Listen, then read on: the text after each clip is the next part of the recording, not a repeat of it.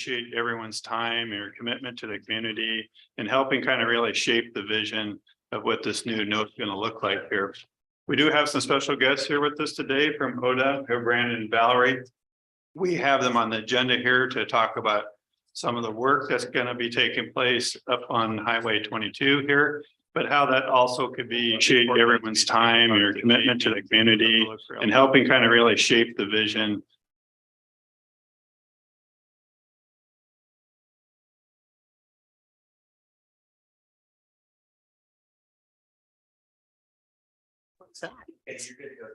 Thank you, Ben. And thank you, Ben, for all these organizing our meetings here for us today. I wanted to just start off, since we have some new folks here today in the room, just doing a quick round of introductions. If you could introduce yourself, where you're from, how you're kind of affiliated with the project, I would greatly appreciate that. So Brian, kick off here to the left. All right, I'm Brian Latta. I'm the city manager of the city of Dallas. Brian Dalton, I'm with the Downtown Association and sit on the Landmarks Commission and the Development Commission.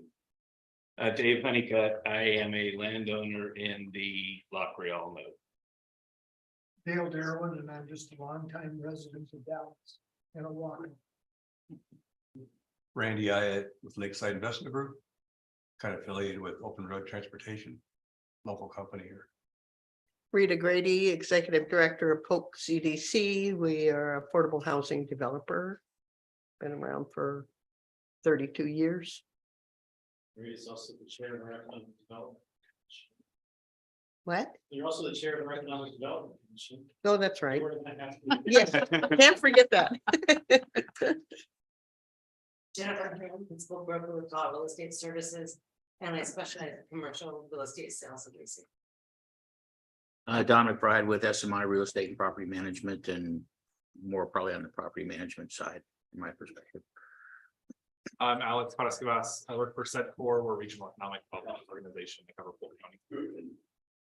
My name's Fred Evander, and I'm the city planner at Independence and also a resident of Dallas. Hi, my name is Nancy Adams, and I'm a current member of the city council, and happen to have been originally involved in the original Creole node.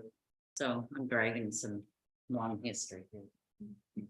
Hi, I'm Jennifer Ward. I'm the Parks and Recreation Manager for the city. Tom Gilson, Engineering Services for the city. Chase Spalooh, City Planner. Hi, Charlie Mitchell, Economic and Community Development Director. Hi, Brandon Williams, Region 2 Planner. Back there. Out Economic Development Specialist, Lead. Valerie Greenway, Senior Transportation Project Manager of the Really Lyle, Operations Manager of CDC. Great. And Ben. Benjamin Curry and the Recording Secretary. Great. Well, thank you, everyone. Greatly appreciate you doing that, spending the time there. In the back of your packet, you'll see we have the concept number 4 here. It's also up on the screen here. Look about it here on the board here. I wish I didn't get a packet. We've got a lot of great participation in the last package 3. And the calculation came down to looking at concept 3 and concept 4. And there's a lot of healthy discussion around how the commercial interaction, especially around Ellendale. And what you'll notice is we refined down to one concept here. And looking here on our plan, you'll see where Ellendale comes through here. And this piece here is designated all commercial on this aspect of the north side of Ellendale here. Then we have some conversation on how we're going to make sure that the most commercial here, accessibility and then competition back and forth on each side here. And we've shown this as the mixed use area here. And it's still keeping along Hawthorne or high density areas and low density areas on the map here. Still keeping our connectivity that comes through here on the trail node down through this way here. And then also how we have this gridded system in here that still connects Hawthorne down through this route here too. So really, at the end of the day, the new acreage on the commercial is just under 90 acres here. Predominantly these 2 areas. Later in the meeting today, we're going to talk a little bit around general commercial area, which we're showing here as regional commercial, and then the neighborhood is here and along the north and south side of the Ellendale area there. So I want to spend some time after we let Brandon and Heather talk today, kind of how the connectivity of what's gonna happen up here in the future. We've maybe influenced some of these discussions here, I'm thinking about your zoning code for commercial aspects there. But also wanted to point out that we spent some time working with the city. There's a lot of discussion in making sure that we have connectivity that flow to the real node area. So the city has about 2.5 acres just on the kind of the west northwest of King Highway here, which would be a park. And we're showing how this connectivity with the bike trail will continue to come down into this area and connect in here with your aquatic zone, your school zones. And then also looking at a transportation area right here across the node here, over here to the mixed use and still going over to Creole and Hawthorne. And then also continuing to move down forward with the bike path that will eventually connecting here to your Creole and trail here. So really appreciate Jennifer and her team spending some time with us and bringing the input from the TAC committee on how this connectivity will work for the open space in those areas there. So I'd like to get some of the feedback on this new proposed area for the commercial and mixed use from the TAC community there. And one last thing, I think it's real important that thinking about this mixed use area, how you kind of designate some of your featured access into this area, whether this is the toxic board, the chase, whether this is the back road, or just designating at some points in the future how you're going to access the Creole and off of Hawthorne there from that standpoint there.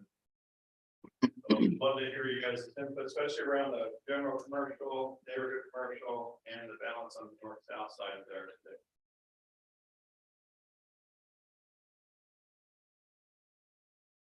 And I just wanted to let you know that Jennifer pointed out,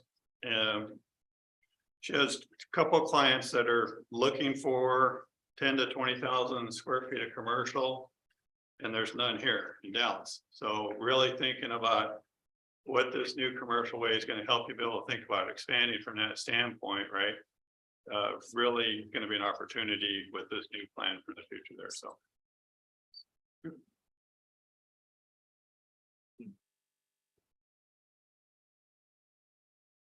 So Dave, what's your thoughts on that separation there? Well, it's hard to know, John, just because I don't really know the distinction between the mixed use. What's allowed, what's permitted, what's conditional, what's prohibited in the mixed use versus the commercial. So it's hard to know how exactly it fits without knowing, the distinction. And Chase, right now, you guys don't have a mixed use kind of code. That is correct. The current master plan identifies part of this area as mixed use. But we have nothing in code that would define what mixed use is. So that gives us, I think, a lot of flexibility to try and define that. But I have something in code currently. The commercial zones do allow a certain amount of residential development under certain circumstances. So effectively, all of our commercial zones could be some level of mixed use under the right circumstances. So is this mixed use area above and beyond just what our ordinary commercial zones would call for? I think we have a lot of room to kind of figure that out.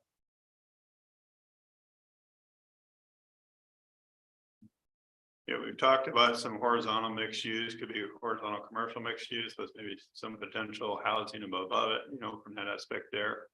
It's definitely an area where the city we could explore creating a couple of different, mixed use codes that could come in to look at from that standpoint there too. Well, I sure like the idea of the vertical mixed use, the horizontal mixed use. Is anybody, again, I out myself every meeting. I don't live here. So tell me if the people that live here and maybe the realtors think that there's a market for vertical and mixed use. That seems more like a Portland area thing than it would be a Dallas. I think Jennifer could probably speak to, just looking from these two, buyers that are looking for, 10,000 to 20,000 could really fit into that kind of niche box for mixed use for horizontal use. I think most of your big box users are not going to want vertical development. They're going to want their own standalone type building. Anything under, say, 10,000 potentially first floor retail or office and then. Residential above would be more standard, but your bigger box people are not gonna want. Development above them. in my experience. Well, maybe Fred knows is there vertical mixed use going on in Independence? We are, but I mean, it's really it's downtown. It's a sort of niche product. Alex, what are you seeing for our Sedcor for recruitment for commercial sizes? I mean, we only, for the most part, deal with industrial users, so not so much commercial. I would say that, I mean, just to that point, the downtown piece, it starts. In terms of walkability, if you want to, for the access, it seems like those mixed use things work well. But it also then sort of building a competing downtown almost, or could be. So Brett, what is the, in Independence, just so you have experience, but what is the residential component of the mixed use, the horizontal mixed use look like? Single family, or is it all multifamily? So yeah, so what we've had in Independence is people just trying to split up the ground floor just to get additional residential units on it. So like we have one going in a 14-unit complex. The half of the front is commercial, half of the back is residential. So essentially it's dividing it that way, and they did it that way just to get more residential rentals out of the place. So that's how but that is horizontal mixed, but also a vertical mix. So if that makes sense. It's interesting, yeah, that's put in the residential in the back and then the commercial in the front there. We have some pretty deep lots to be able to do that. So it's not all that deep a lot. I mean, I would say, regardless of what the local people feel, I think the state eventually will pass legislation which will allow for horizontal mixed use regardless. And they were trying to with this section of the legislature. I don't think any of those bills made it out. But I mean, it would allow, conversion of any commercial space, to be allowed for residential use, right? In any zone. And so I think that at some point, because of the housing crunch that the state is in, the legislature will come up with some sort of allowance for horizontal mixed use. So maybe being proactive about it and committing some regulatory framework locally to help address that, and maybe even help the state with the model could be done. On the blue mixed use side here, Chase is exactly right. We don't have a current mixed use zone. That's something that we need to contemplate, knowing that we want to incorporate some mixed use zoning into our city. And so what the mix of uses looks like, and committee, we don't know yet. Typically, you're not going to find what Jennifer was talking about, big box stores in a mixed use zone, right? You're going to have smaller retail, components, some housing, apartments, that sort of stuff in that mixed use. I think we just need to be proactive about it and think that horizontal mixed use is gonna come down on us one way or the other. We might as well incorporate that into the today. Especially with vacancy rates for commercial property right now. I'm looking at you just because I'm sure you're keenly aware.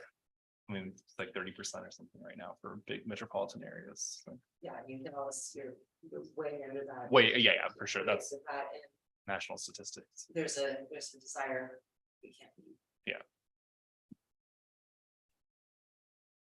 All right, thank you. Well, we're gonna now introduce Brandon and Valerie and talk about a little bit about the ODOT. Right here. So we got some handouts there too. Yes, so I will go ahead and hand these out to the group.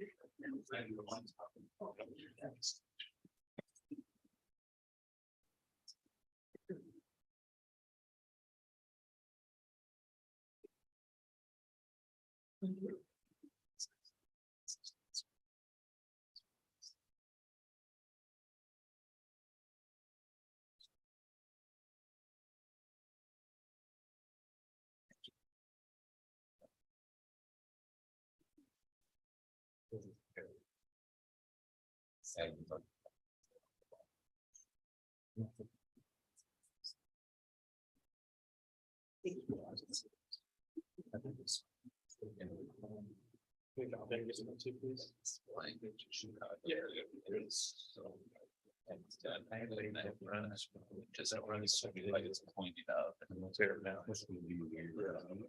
Yeah. 22. This is. Yeah, that's a major highway. Seen them in the- Yeah. They did- All right. Yeah.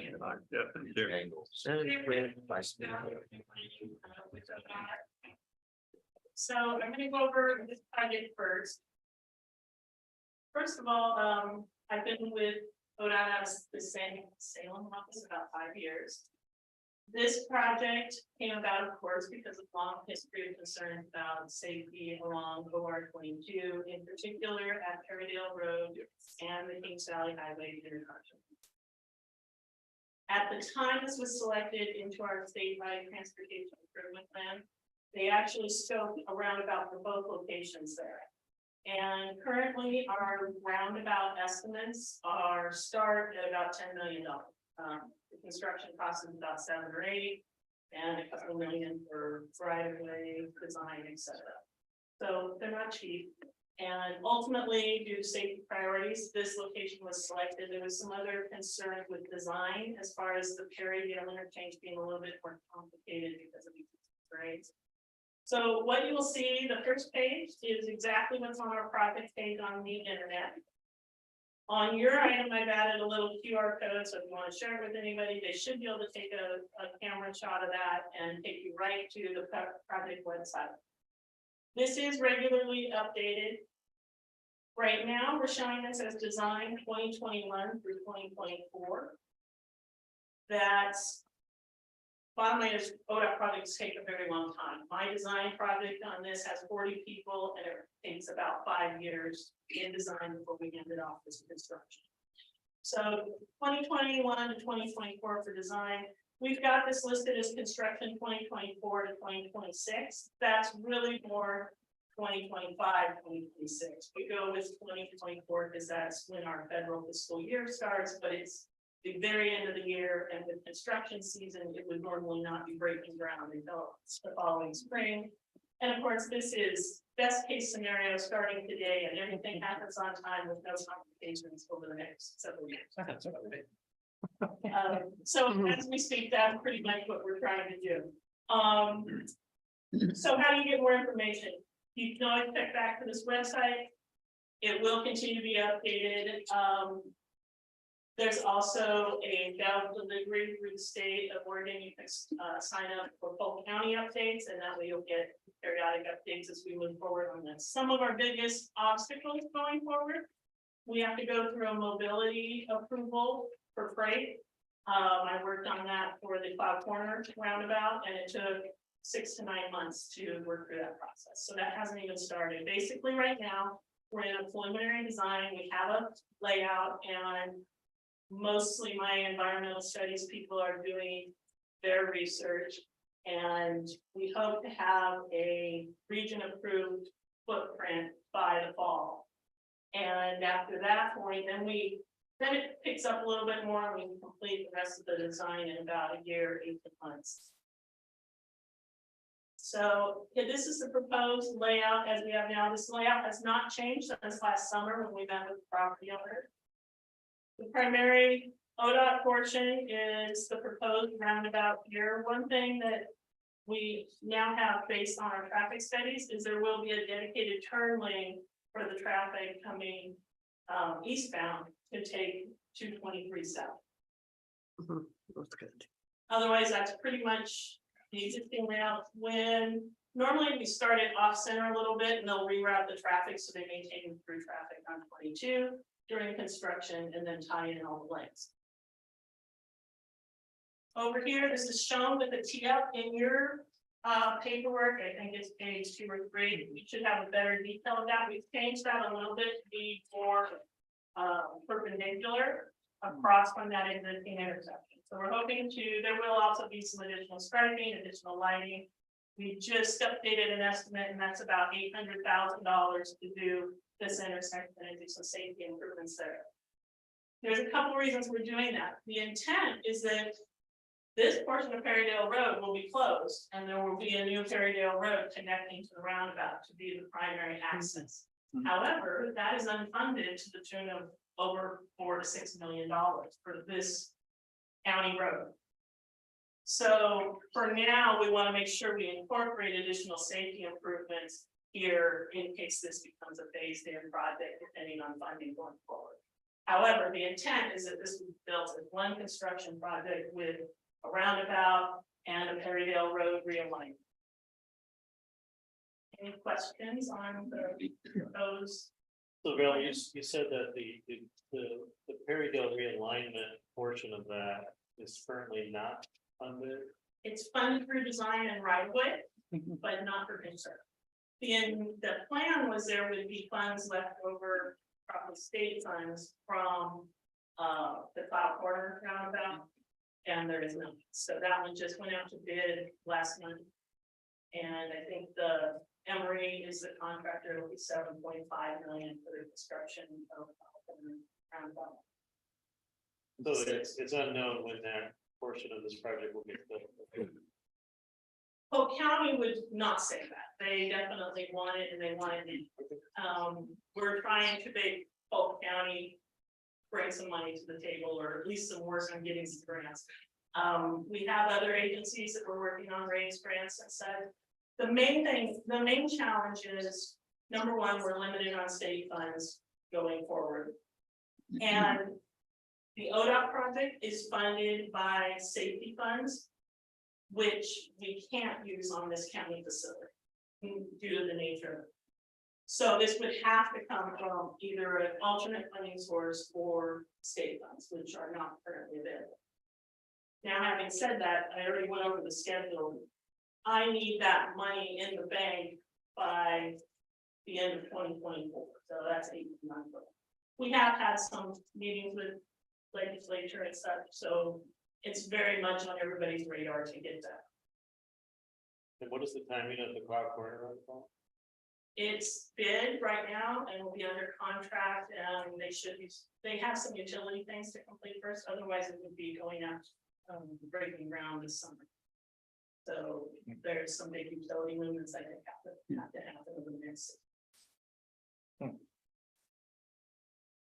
And I left that information here as well, so the project information. Kumar is currently the project manager on that.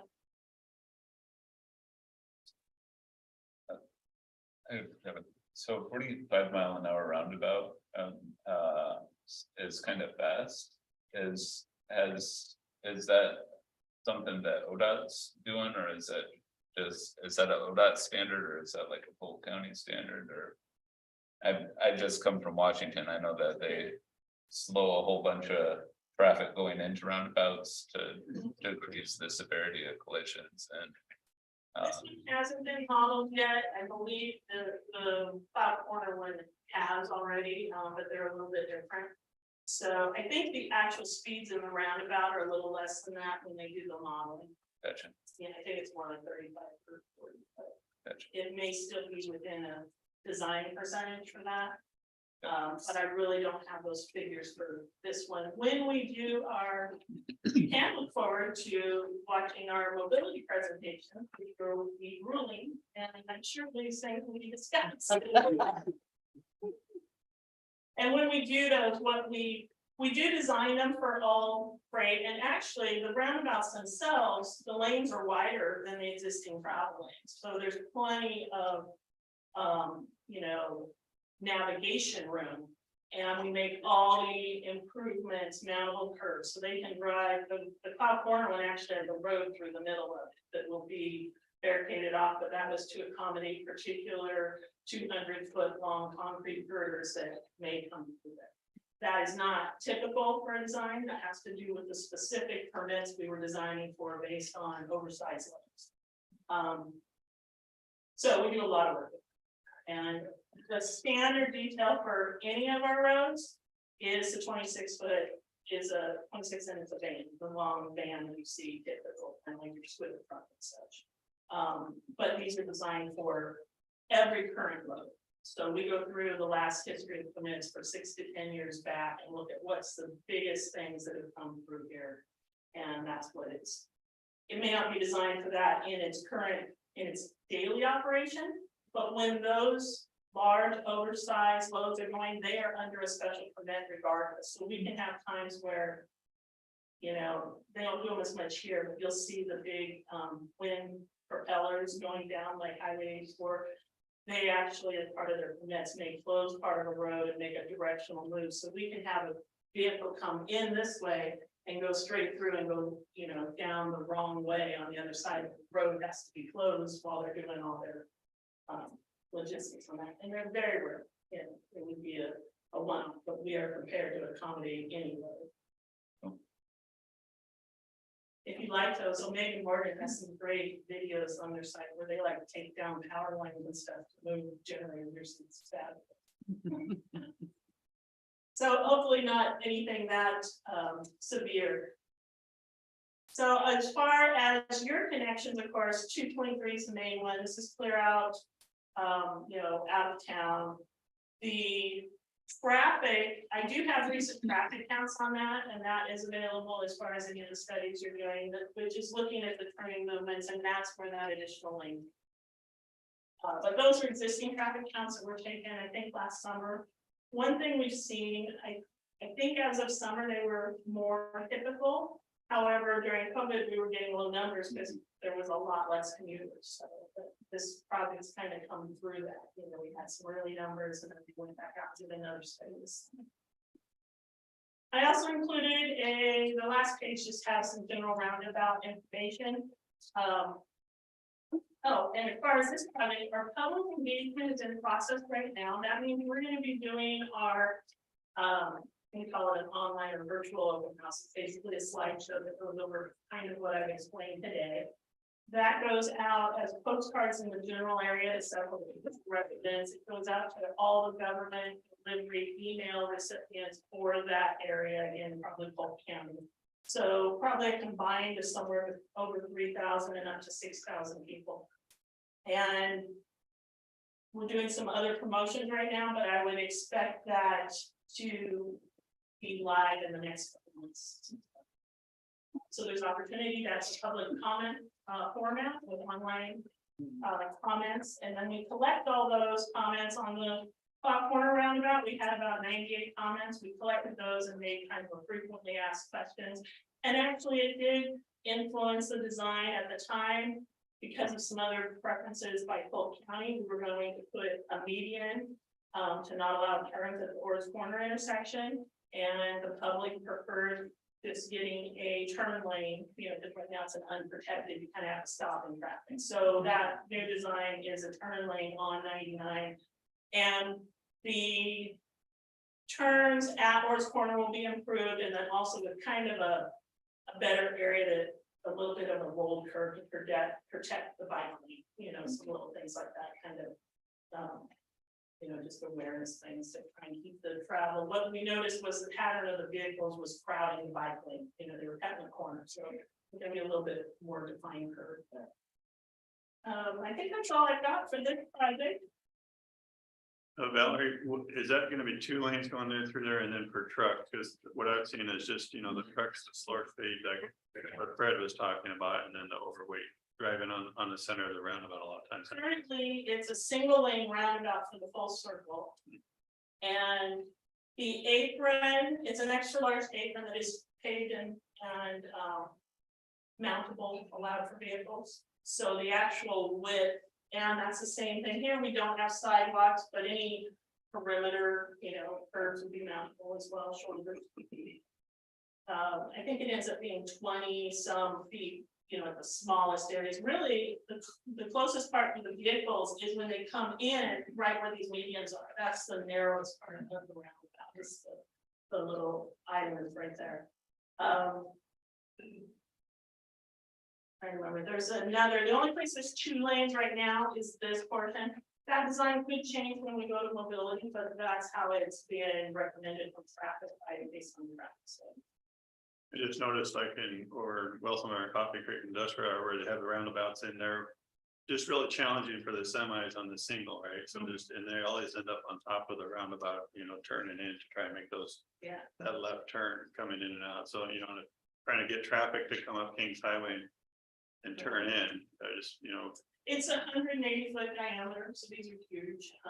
You know, I think it'll make a difference when I live in Albany and there's some living by me that even for a residential neighborhood are almost impossible to get in because of this like a really get in. But that's a much different design than, you know, these highway ones. So I think the Cloud Corner roundabout will actually be helpful to this project, because if that one gets, you know, starts being constructed and people see how that's utilized, it'll.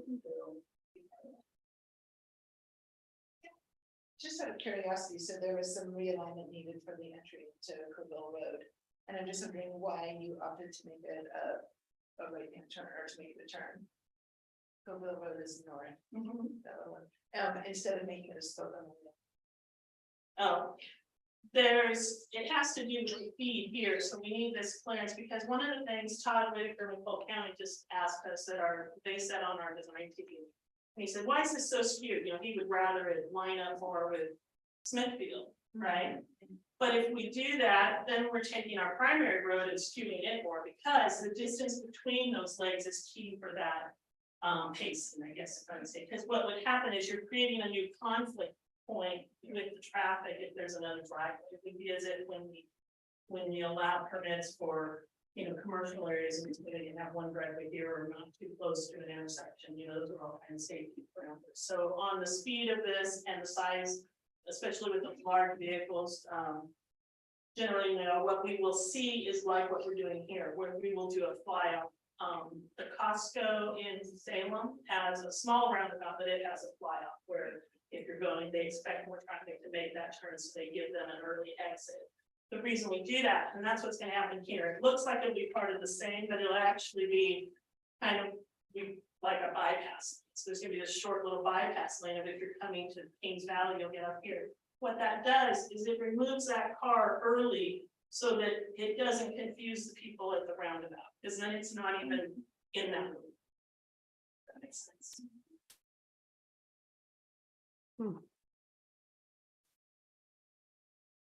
Eric, have any questions? Thank you for your time. Goodness. With this, now we segue over here to Brandon to talk a little bit about Ellendale. We were talking about traffic here. I was gonna change the routing into the town. Brandon Williams with ODOT again. And today I'm gonna outline just a little bit of the narrative of you know, what we understand on the transportation world, relationships to land use changes, and some of what's going on here. So to be crystal clear, I am not a land use planner. I am a transportation planner. I'm learning the land use as well as I can as it pertains to some of the job duties. One thing I did want to highlight though, when we're talking about the relationship between transportation and land use, is the city of Dallas was recently awarded a grant for the TGM program, or Transportation Growth Management. The award is for a transportation system plan update. And we are going to begin mini solicitation for consultants for that contract very soon, within the next month or two. These studies are really important. For short TSPs, transportation system plans, are going to look at current existing conditions, relationship again between the transportation network and land uses. Then we'll look ahead and project into the future at a 20-year outlook, long range outlook. And we'll look at what do the future conditions look like and what might we need to do to adjust for those new conditions. So the introduction for me to this study was John had reached out and just wanted to kind of open the dialogue about, you know we have ODOT facilities going through the study area, and let's begin talking about what that means for both the study and for our transportation system. I wanted to thank John and the TAC for reaching out and engaging us so early. That doesn't always happen, and it's a wonderful opportunity for us to begin that dialogue now rather than it being a surprise down the way. Comprehensive plan changes, zoning changes do, if they're on the state highway network, they do go through our region office for review and we'll have formal comment at that time. Right now, we're way ahead of that. So really good opportunity for us to get on the same page and get a common understanding of what those concerns are. So Ellendale Road goes right through your study area. This is also known as Oregon 223. Or the Dallas Creole Highway. I did some research into ODOT facility plans for this area. So these would be very detailed studies. Sometimes they're related to land use if there's an interchange in the area, land use changes.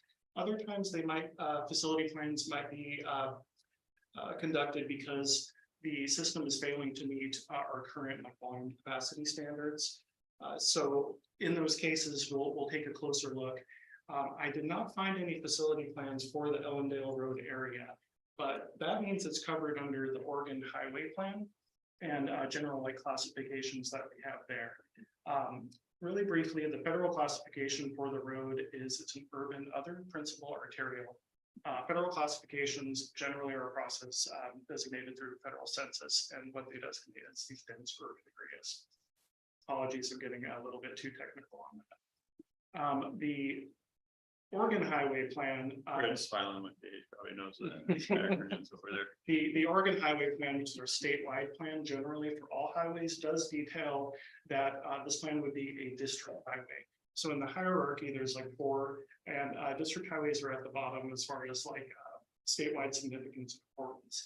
They're kind of like a local road as it pertains to ODOT. And they all often are going to serve local and regional trips.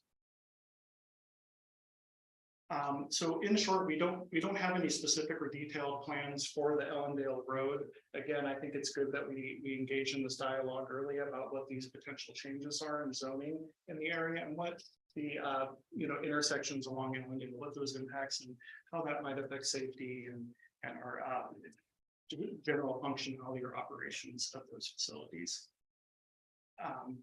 I'm going to pause real quick because I just gave you a lot of information. Are there any questions at this point before I proceed with a little bit more detail?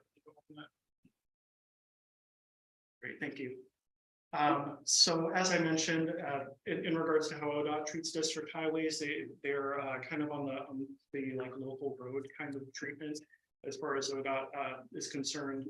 Our Oregon Highway Plan states that the management objective is to provide for safe and efficient, moderate to high speed, continuous flow operation in rural areas reflecting surrounding environment, or I think more relevant to our situation and study area here, or moderate to low speed operation in urban and urbanizing areas for traffic flow and for pedestrian and bicycle movements.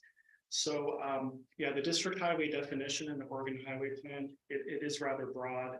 I wanted to just kind of share the findings of my research about what ODOT's plans are for the facility, which isn't much. So glad we're engaging in this conversation now.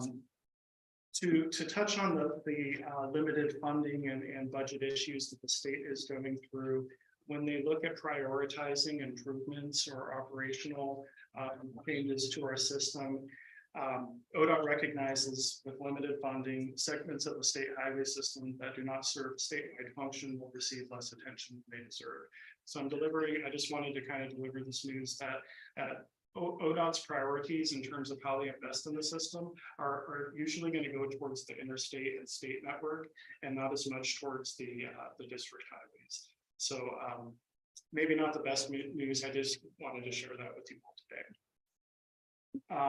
Last piece of my research was just to check if there were any other active projects in the area. I did recognize it looks like there's an active curbing or ADA project that is planned for the area that I found in our project tracker. So again, just at ODOT here, we're looking at the relationship between these transportation studies, improvements, and the land use changes. And happy to be here at the table engaging in the conversation with staff. That is it for me today. Happy to answer any questions. Is Kings Valley also a whatever the District. Yeah. Highway. I don't have the answer offhand because I did my research on Ellendale. But I can get back to you on that. I think it is, but I don't want to say for sure if I don't have the right answer for you. And presumably putting a roundabout. Would increase, I assume it'd probably become more. Used and probably not change classification, but at least become more viable as the entry. Yeah. So we have, one thing to note is like the US Census just came out and they're looking at functional classification again.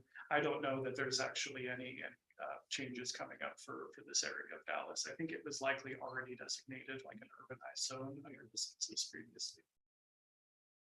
Does the classification impact the ability of an owner along that route to get access onto the highway? Obviously, it's gonna be harder to get access onto I-5 than it would be Ellendale. You know, if it were to be like an expressway, state highway or interstate, yeah, the access would be almost incredible. It would be completely controlled. Yes, yeah. But yeah, I don't think that's, you know, the vision for this particular area.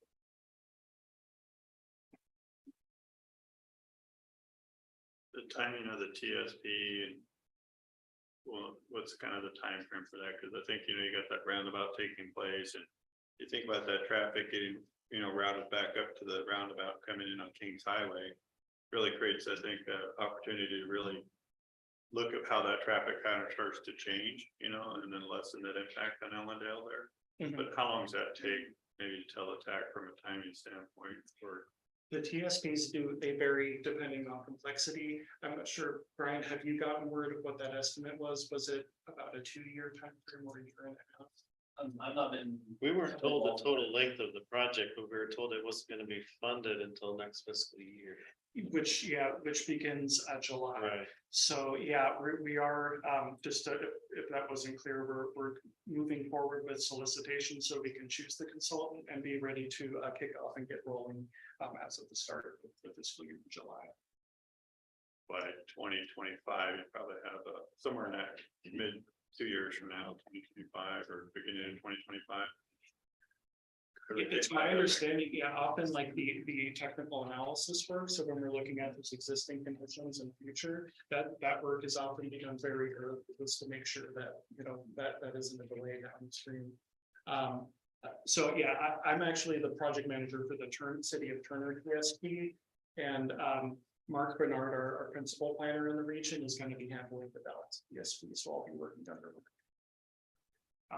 I can certainly get you all a little bit more information about that, what the timeline is and how we think that might line up with the study and results we get. Pretty good, because Valerie will be under construction on the roundabout.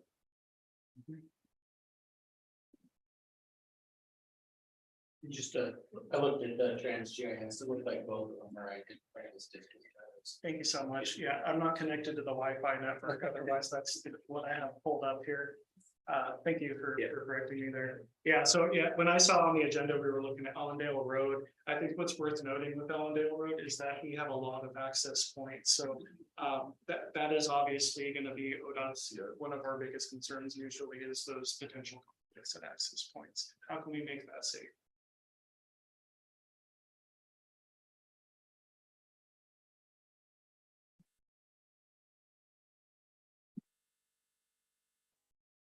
I think once you have that roundabout in that upper portion of that commercial, there really becomes attractive for our, development and moving it forward from a standpoint here, those areas have been through there. So. Like it's flow from that. Thank you, Brandon. Thank you. Any other questions for ODOT? Great. The next thing we wanted to do, we sent out to the TAC earlier today to have some healthy discussion. I think yesterday we sent out to you really around the commercial, general commercial, and then neighborhood commercial. So within your packet here, had the existing city of Dallas code here. Turn to basically page 2 here. Really help you. There's three distinct characteristics for City of Dallas as a commercial neighborhood and then a general commercial here. But what I want to spend some time with the group really talking about is just taking some time, if you turn to the second page here and you see the table here, it says allowable land uses here. We got Chase and Charlie here to really talk, but No, we have Chase. Chase is. I'm not sure though, when the last time the city maybe took a look at some of these building allowed uses in there, but as you look at the top of the table there, you'll see on the right, there's a couple of columns that show CG and CN. That's for our general commercial and our neighborhood commercial there. And then about 3/4 way down this page, you'll see where there's a key for whether it's permitted, special, and as for permitted standards, CU, conditional use permitted, or and not permitted there. I just wanted to kind of talk through some of the uses and just thinking through, like, you look at here, you've got under the building types, you have store, shop, dining, office building, mixed use building, automotive services building, and then it gets into large format commercial. Floor plate exceeds 50,000, which we have in general commercial, but not permitted in neighborhood commercial. And then you look at neighborhood commercial, you have a floor plate less than 20,000 square feet, and then the leasable square feet total less than 50,000. And then parking garages are permitted in all the districts there. So wanted to get some feedback on what the thoughts were around that from the TAC here today.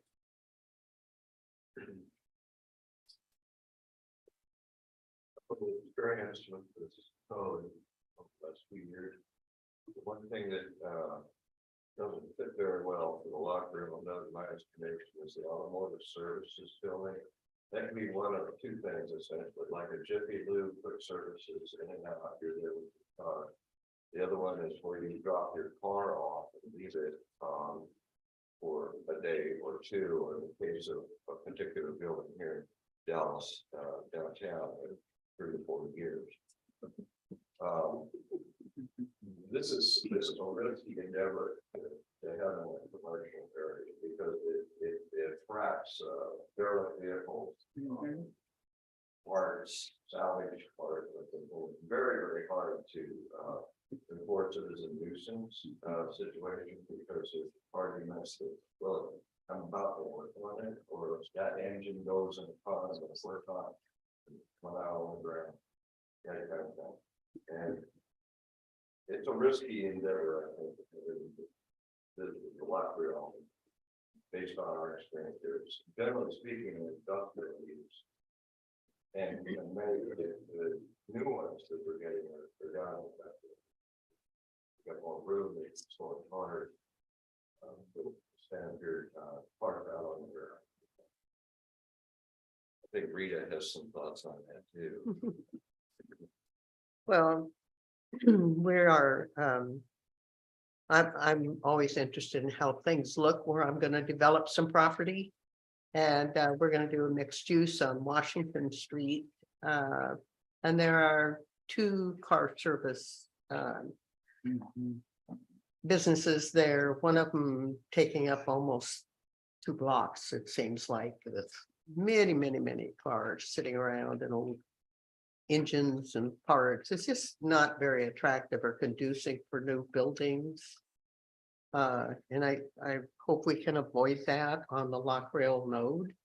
And I hope we can do something about it in the downtown business core, so. Yeah, just to talk about the concerns raised here, that particular automotive business was built prior to the standards we have today.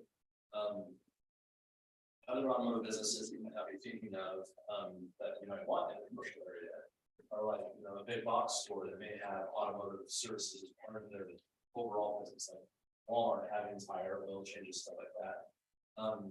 So you think about that, or electrical tires, for example, you don't have that, they fall under this category. So if you're saying, hey, we don't want those involved, you have to go to the industrial area.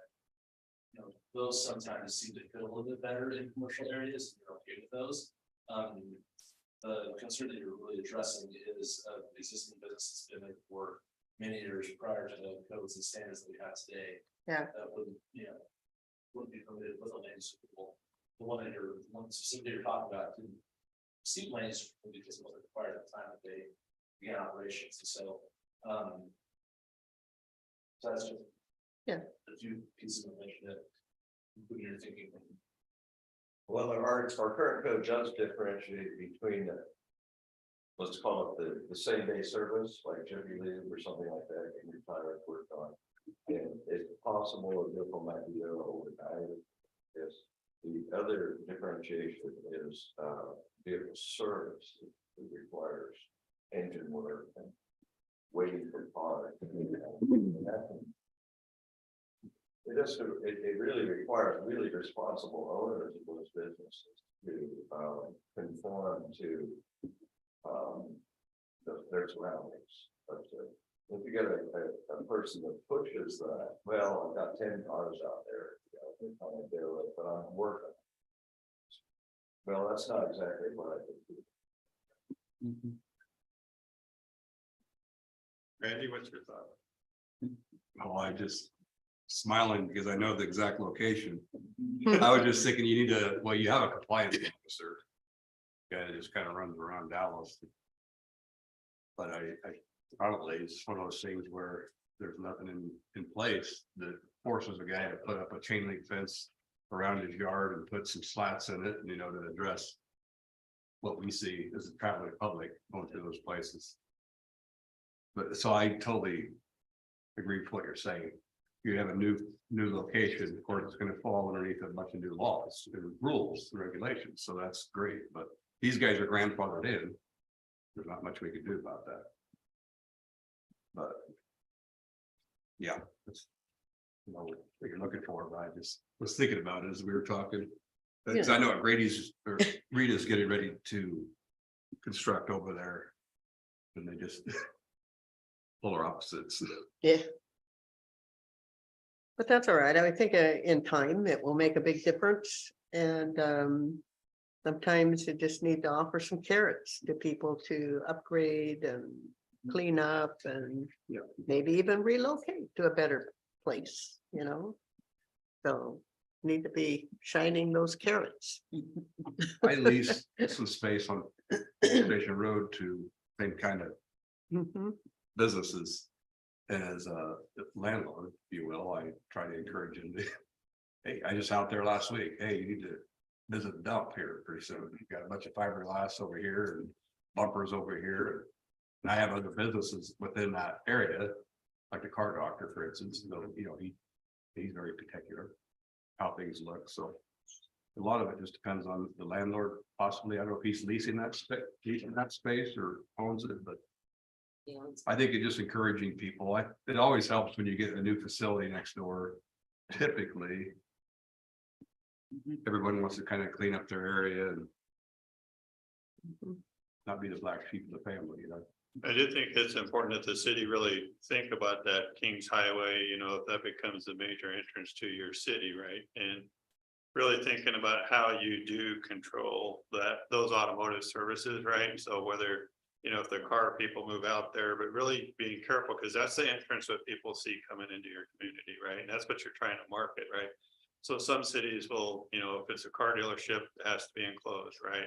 But just keeping them contained within a box in operation. So it might be an opportunity to really take a little deeper dive on how you designate what those automotive services are from that standpoint. And, if you decide to keep it in the code, that's fine, but maybe just get in a little more detailed from that standpoint, just for around helping the cleanliness and not looking like a used car sales lot coming into the town here. So particularly if we think of, the amount of public investment it's going to take to bring utilities to the area, to bring transportation infrastructure to the area. What's the biggest bang for that buck? A junkyard maybe isn't it. So.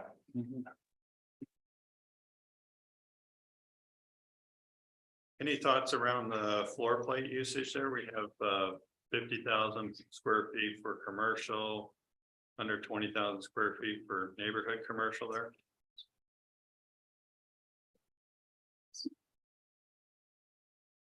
Well, I think we've all said that our neighborhood commercial's been on the books now here for 25-30 years, and there hasn't been any that fit into it all. So I don't know that that's a successful model. I don't know why. Jennifer probably has a few ideas, but it's just not working. Yeah, I'd love to hear from Dave and Jennifer on that, like, if it isn't working, there's something that's, what's kind of holding developers back in there. I mean, if we know there, Jennifer's got requests here for a couple clients who are looking for, well, one is just land. But then two, what are some of the challenges that they might be looking at when developers looking at this code here, what are they running into there? And that's important. Well, I'll just give you a couple of examples, one from Tigard and one from Beaverton. Where the city wanted small areas of neighborhood commercial within a larger mix, a housing mix with multifamily, some single family owner occupied. Something that you would typically find in the Portland metro area. And the problem with the neighborhood commercial is it's too small to attract any sizable interest.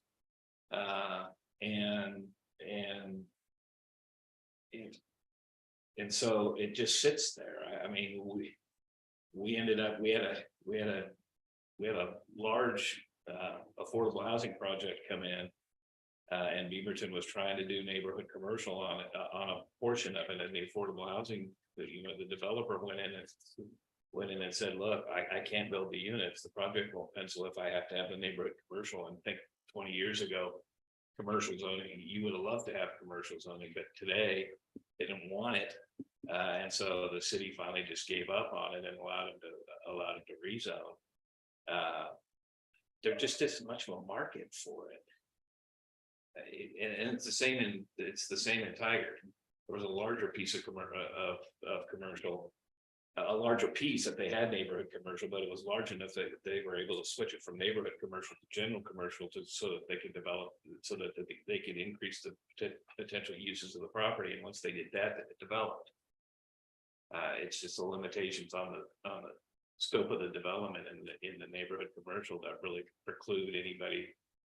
At least anybody on a more larger regional scale, and I know you're talking about regional development, at least in your general commercial, but a neighborhood commercial just doesn't work. We have the same experience up north that you're having.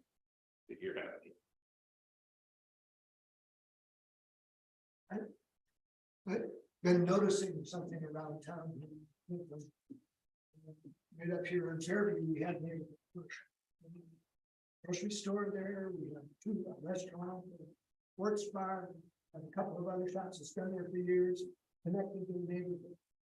You go look at Arbery Node and the regional or the neighborhood commercial out there, it's completely disconnected from the neighborhood. All that new residential construction, none of it is connected to that. No wonder it fails. There's no connection, there's no neighborhood living somewhere. It was just there along the highway, it's kind of highway commercials to be that. And nothing happens.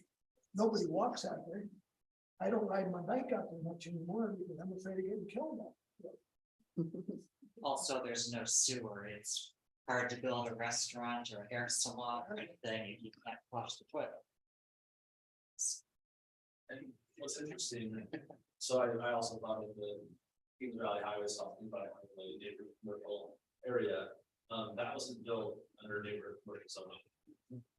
I don't know. It was, we applied a neighborhood commercial zoning to an area that had commercial development that was built decades ago. And said, yeah, hey, that's what we want, right? It's a little neighborhood commercial area, connected to the neighborhoods all around it. And we just applied the neighborhood commercial zoning to it, so that any future, development or redevelopment would follow the standards, but that was built before the neighborhood commercial zoning existed. So these new neighborhood commercial areas created as part of the subdivisions Overall, it was the James South Road, the Wyatt Node area. That's a very node, neighborhood commercial area, which is a larger neighborhood commercial area, to do some that's on plan. But those areas have been developed for two reasons: one, infrastructure, and two, the neighborhood around it, it's built, which is the hearsay, right? So those master plan areas have different commercial, but commercial not the perfect it's built because the neighborhood's not there to support it. And those neighborhoods are still being built out, right? And so, I wouldn't, completely give up on the idea that neighborhood commercial zoning, around a master plan area that's not yet built out, could eventually get there. It's, our rules are too restrictive, they're not gonna allow people to approach, I think, we'll see nothing.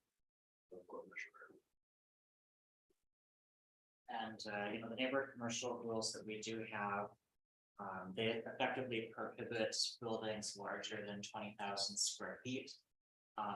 That's the size of grocery outlet. So if someone wanted to build grocery outlets, that's something that could fit in our neighborhood commercial zones, it's allowable within that zoning. So we're talking about, what is the key difference between the neighborhood commercial versus general commercial? Is it bigger than grocery outlet? So a Walmart supercenter, maybe not, a use in the neighborhood commercial zone that's more appropriate elsewhere. But you can certainly fit a lot of uses within 20,000 square feet, clearly grocery outlet being a great example of that. Do you have your neighborhood commercial on your larger streets, on your collectors and?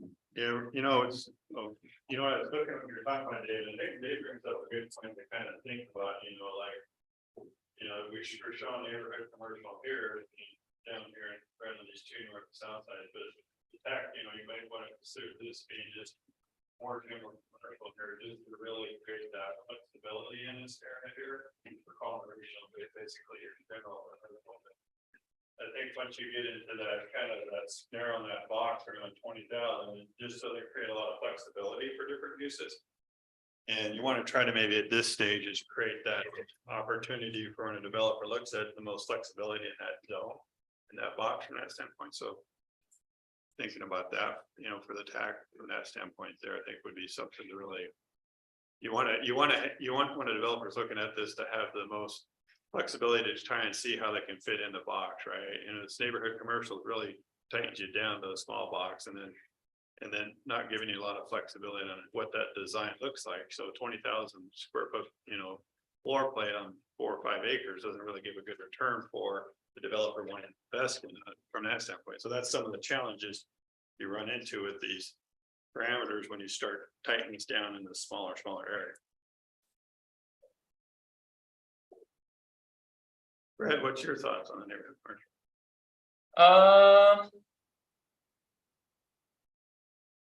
I guess I don't really have many thoughts. I keep on thinking there's just a whole lot of land out there. I mean, I keep on looking at this map and comparing it to downtown and whatnot. And it's just we're talking about a lot of land.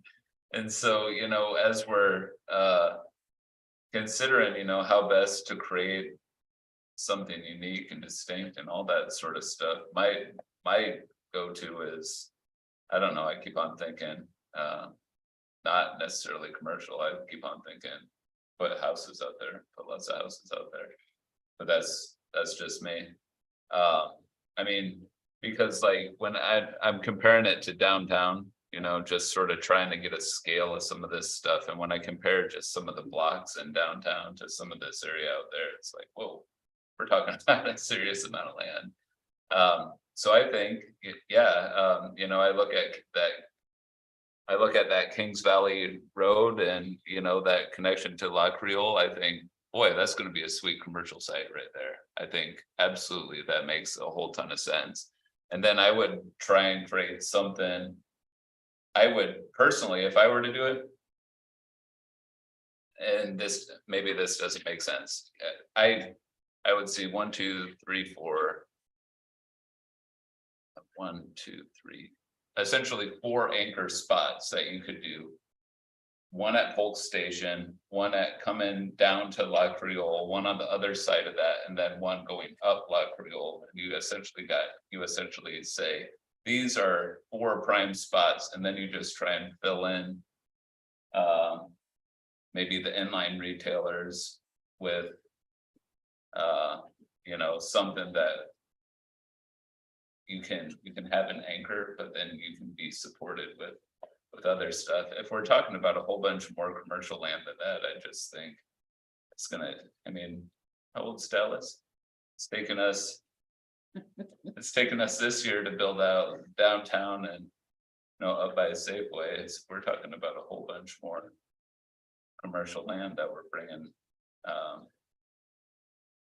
Into the inventory, so that's just where I keep on, but I've said it before, I'll say it again, Independence doesn't have this problem. We don't have this much land to play with, you know, and so it's just. We are really good in Independence, like trying to get creative with what we have, because we just don't have a whole lot of it. Here, it's like, you guys got tons of land. What do you guys, I mean, what do we want to do with it, so. Well, I think that speaks somewhat towards the challenge of just the way that the planning systems are set up in terms of housing needs analysis, economic opportunities analysis, is that it really looks at it on a UGB standpoint, but we do really function in many ways in partnership with Monmouth Independence and obviously the unincorporated communities around us. Because those cities don't have Walmart, for example, and we do, but we don't have a Ross. You guys do, right? So there's a lot of that interdependence of the economic and the housing that isn't, I think, really well captured in the way the forecasts and the planning are done. And I don't have a solution for that necessarily, but it's really interesting contrast in the landscape. Well, I think back to your point, like, you know, I think Dave talked about it, really, you know, having these larger node areas of commercial and where you're growing and going to, you're gonna need to have for that anchor and then that inline retail. So really thinking about, you know, where you carve that commercial neighborhood is always gonna be a challenge. You're gonna need these areas if you want larger destination folks to come into your community. And they're gonna want that, you know, inline retail opportunity there too. So they all kind of look together, like when they're looking at a city. And, you know, if REI is looking at your town, there's 3 or 4 tenants that they associate with that are looking at it together. Jennifer can talk about that too, right? So they're all going to be looking at a site here, and Dave's going to be talking to them, and if one comes, then the rest come. But if you have these kind of small, you know, plates, it's really hard for them to get excited about coming in and coming into your community and going to that next step. And it's always a challenge for our city when you're trying to go to that next level and have that destination anchor storage. You got to have those spaces to be able to create that and attract them. Right. It's a good thing. It's a good thing that you have. It's a thing that you want to think of, making sure you create the most flexibility for them to be able to navigate that. But kind of segues into, maybe Chase, you can talk a little bit about how you have the current code with your residential buildings within this commercial space too right now. Yes, and the way that it's written, there's a couple of different breakpoints in the code, different allowances based on the zone as a result of those breakpoints. So generally speaking, new dwellings above a commercial space just permitted.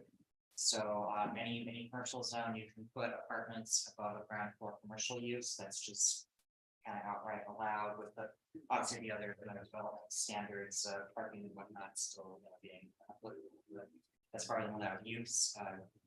That vertical stacking is allowed. The other 2 breakpoints that we have on that are regarding new dwellings on the ground floor, and not in conjunction with a commercial use. And those are kind of regulated based on the density, the number of units. So in the general commercial zone, you can do new dwellings on the ground floor, not in conjunction with a commercial use, just like a standalone apartment building, with a conditional use permit subject to certain standards. The neighborhood commercial is not allowed, just a standalone apartment building like that, that is 24 or more units per acre. And then for dwellings that are just not in conjunction with commercial use of all less than 24 units an acre. Those are not allowed in the general commercial zone. This one says it's a conditional use in the neighborhood commercial zone, so I'll need to double check on that. That seems weird. Haven't noticed that before. So yeah, generally speaking, the above, the vertical stacking, of course, is allowed, but the whether it's allowed to be freestanding or not is really tied to the density.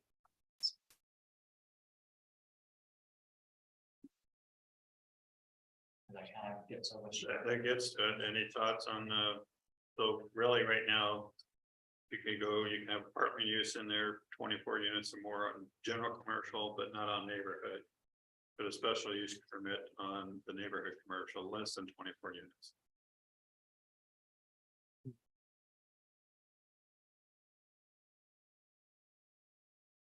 I think that gets at what Fred was talking about, and at least as I understood it, the idea that you have, and this kind of ties into our horizontal mixed use idea, that you'd have multifamily immediately adjacent to commercial, whether that's general commercial, whether that's large commercial or even neighborhood, smaller development. That's pretty popular right on the development side.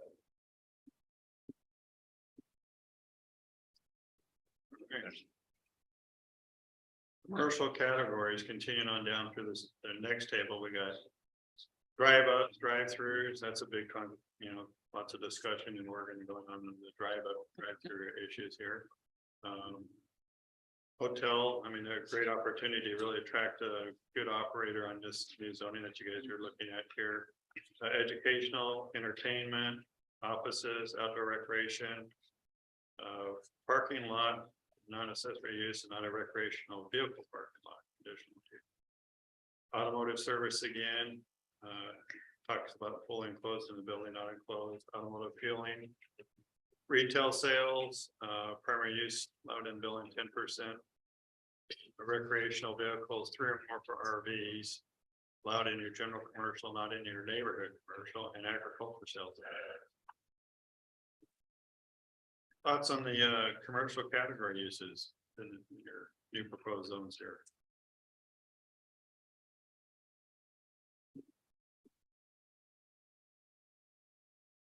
Still allow drive-throughs, right?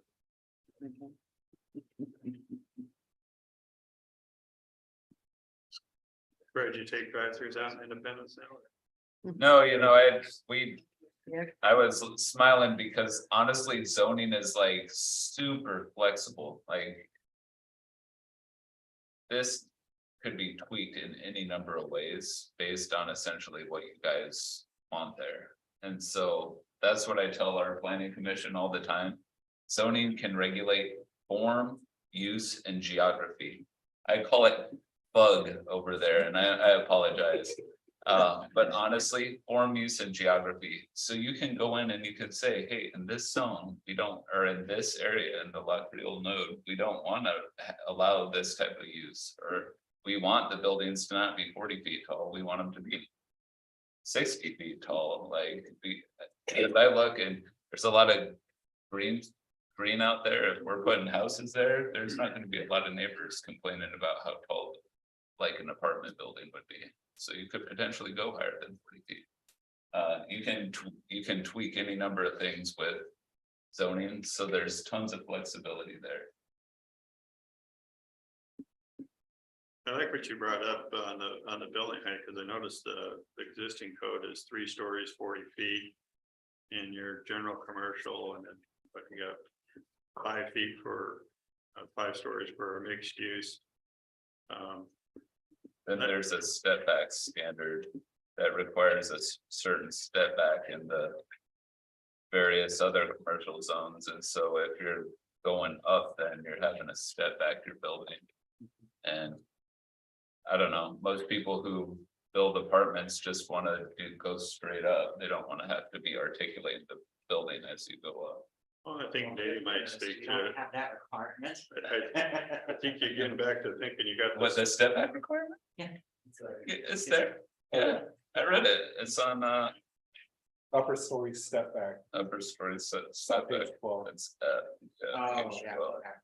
But even when you're looking at the general commercial nowadays, most of these buildings are over 40 feet in height, right? They're built up, you know, they're pushing 60. People are stocking more just in time inside there. So I think, you know, really thinking about that maximum building height, again, you want to create flexibility for if you're out there trying to bring in a business here that really gives an opportunity to think what that's going to look like in the future. So I think, you know, really, you know, 40 feet really, you start the real old school, you know, floor plates there. So just really thinking about creating that flexibility to height and your, you know, and you know, going to 60 or 65 feet is going to be more attractive for someone looking to come in.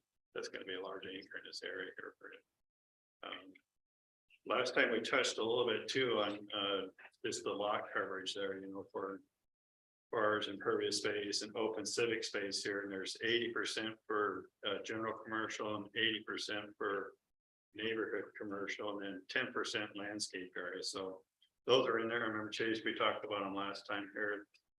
Just bringing that to attention of the taxpayer. So. Dave, what are you guys kind of seeing for the heights? I just gotta tell you, I mean. I should bring copies to everybody of, say, the, you know, the Beaverton Development Code. This is like heaven on for the development side compared to the, you know, compared to some of the metro cities. It's just a lot more flexible. You certainly have more opportunities here with less difficulty than you would in the metro cities. They make it hard.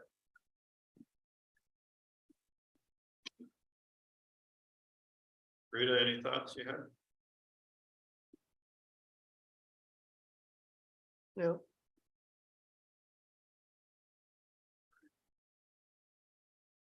Well, appreciate everyone's time. We're gonna, we'll do some refining on the concept 4.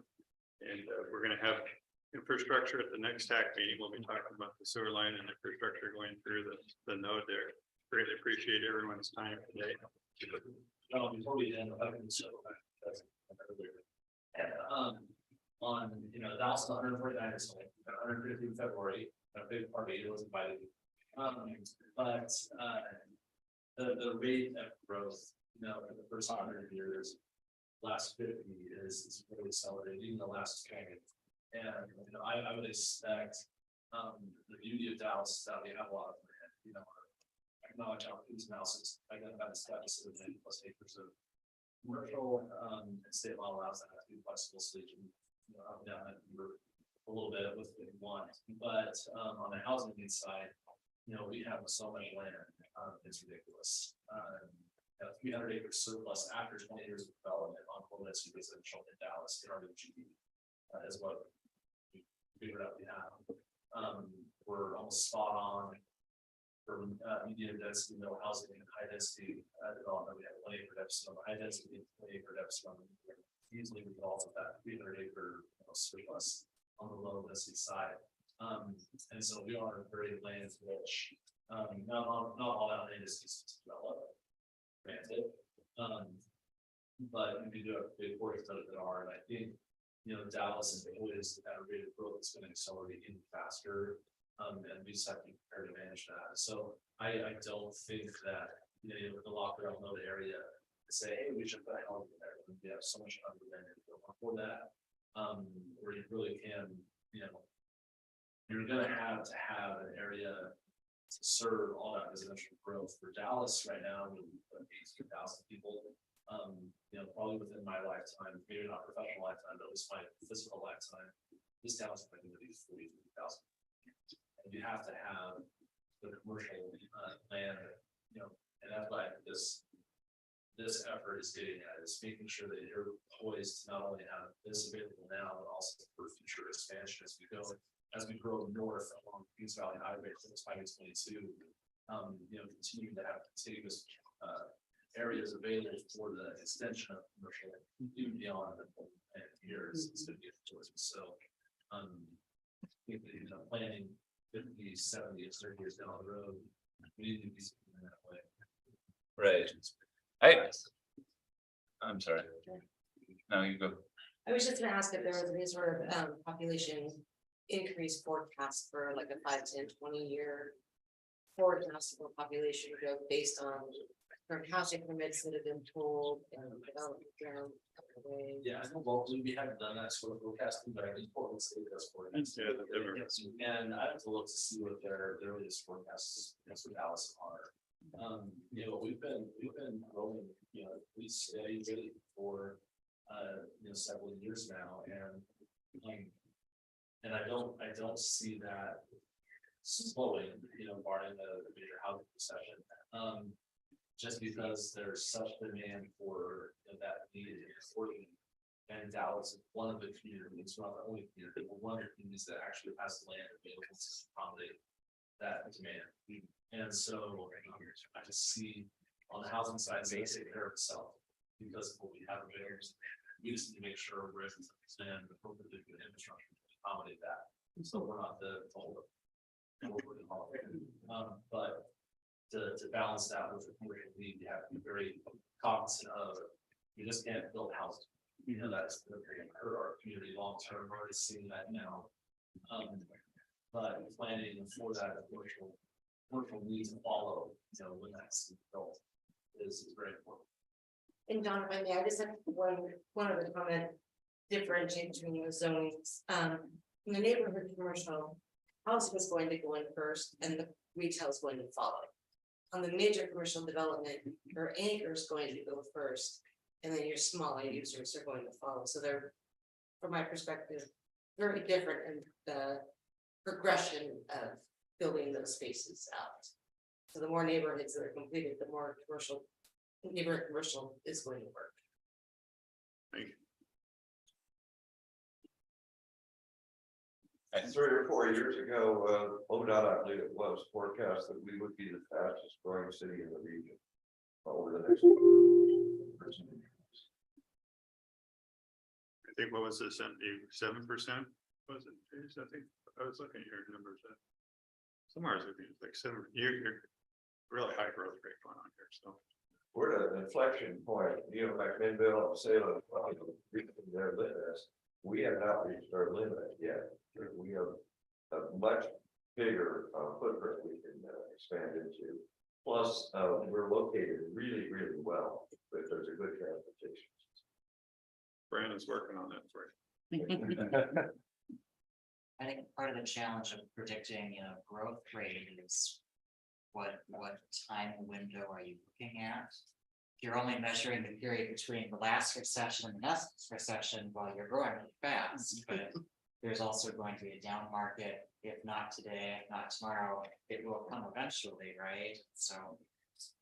Well, I think your housing is going to continue, right? You got public, traded builders out here, which is the farthest I've seen south and west in all of Oregon. So that just shows you they know there's land here for housing and they're here, right? And they're going to continue to be moving farther south and to the west. But like when you see those type of players in Dallas, that's pretty attractive. So I mean, that gets the name to, those folks, the public traded merchant builders, they start talking to commercial, larger, big box retail chains. That starts coming and those conversations start coming, right? So, that's really attractive for a city. And I haven't seen anywhere else with the city, this small population where public builders are really in their building right now, like this size. So it's pretty neat to see. So PSU has Dallas at 27.5 in 2045 and 43.6 in 2070 with a 1.9% annual growth rate.